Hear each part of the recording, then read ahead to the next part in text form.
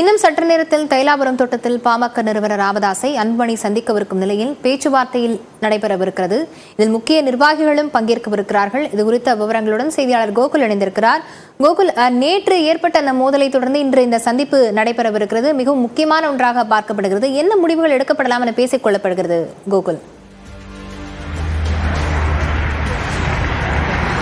தைலாபுரம் தோட்டத்தில் பாமக நிறுவனர் ராமதாஸை அன்புமணி ராமதாஸ் இன்னும் சற்று நேரத்தில் நேரில் சந்தித்து பேச இருக்கிறார்.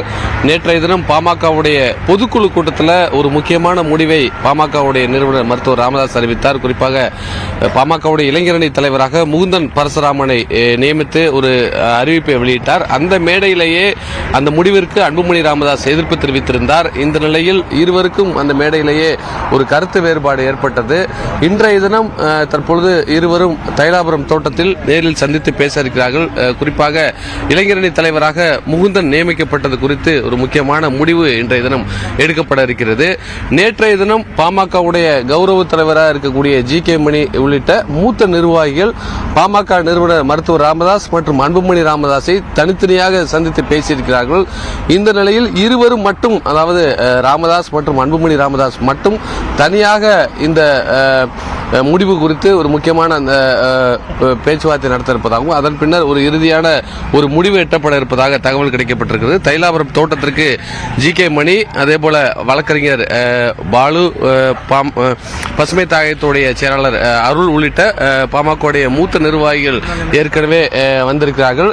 தொடர்ந்து இந்த பேச்சுவார்த்தையில் சற்று நேரத்தில் அன்புமணி ராமதாஸ் தைலாபுரம் தோட்டத்திற்கு வர இருக்கிறார். நேற்று மேடையிலேயே இருவருக்கும் இந்த இளைஞரணி தலைவராக முகுந்தன் நியமிக்கப்பட்டது குறித்து ஒரு கருத்து முரண்பாடு ஏற்பட்டது.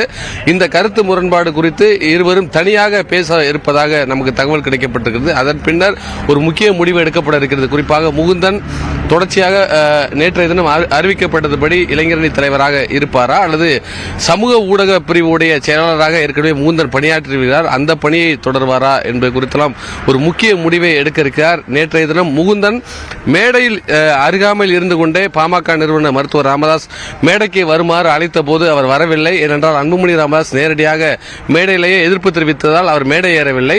அதன் பின்னர் மாலையில் தைலாபுரம் தோட்டத்தில் பாமகவுடைய நிறுவனர் மருத்துவர் ராமதாஸை சந்தித்து ஆசை பெற்றிருக்கார். அதன் பின்னர் அவர் சென்னை சென்றிருக்கார். முகுந்தன் தரப்பில் சொல்லக்கூடிய ஒரு முக்கியமான தகவல், மருத்துவர் ராமதாஸ் என்ன முடிவு எடுக்கிறாரோ அந்த முடிவுதான் தன்னுடைய முடிவு என்ற ஒரு முடிவில் முகுந்தன் இருப்பதாகவும், அதாவது இளைஞரணி தலைவராக பணியை தொடர செய்தால் அந்த பணியை தொடர்வது அல்லது என்ன முடிவை மருத்துவர் ராமதாஸ் இன்றைய தினம் அறிவிக்கிறாரோ, இருவரும் பேசி என்ன முடிவை எடுக்கிறார்களோ அந்த முடிவை ஏற்றுக்கொள்வது என்ற ஒரு முடிவில் முகுந்தன் இருப்பதாக நமக்கு தகவல் கிடைக்கப்பட்டிருக்கிறது. இன்னும் சற்று நேரத்தில் அன்புமணி ராமதாஸ் தைலாபுரம் தோட்டத்துக்கு வர இருக்கிறார். மற்ற தலைவர்கள் தான் இந்த தோட்டத்திற்கு வரும்போது ஒரு முக்கியமான எதிர்பார்ப்பு நிலவும். ஆனால் இரண்டு பேரும் தந்தை மகன், குறிப்பாக தந்தை மகன் இருவரும் இங்கு சந்தித்து பேசுவதே ஒரு முக்கியத்துவம் வாய்ந்ததாக பார்க்கப்படுகிறது. தொடர்ச்சியாக இந்த முடிவுக்கு பின்னர் செய்தியாளர்களை அன்புமணி ராமதாஸ் சந்தித்து நேற்றைய தினம் நடந்த நிகழ்வுகள் குறித்தும் இன்றைய தினம் பேச்சுவார்த்தையில் எடுக்கப்பட்ட முடிவுகள் குறித்தும் ஒரு தகவலை தெரிவிப்பார் என்ற தகவலும் நமக்கு கிடைக்கப்பட்டிருக்கு. லாவண்யா, இன்னும் சற்று நேரத்தில் இந்த சந்திப்பானதும் நடைபெறவிருக்கிறது. தற்போதைய தகவல்களுக்கு நன்றி கோகுல்.